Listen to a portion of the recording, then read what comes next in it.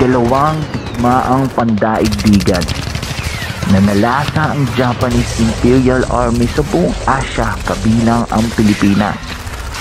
Makaraan ng 4 na taon ay dumating ang puwersa ng Amerikano na siyang nagwakas sa kanilang pananakop. Kumalat ang balita ng pagsuko pero dahil kalat-kalat na ang sundalong Hapon ay may mga hindi nakaalam tungkol dito, lalo ng mga nasa kabundukan. Isa na rito si Lieutenant Hiro Onoda.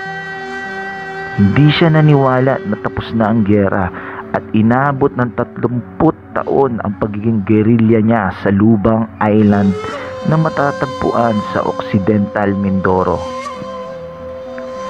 Hindi karaniwang sundalo si Onoda. Isa siya sa intelligence officer na sinanay sa guerrilla tactics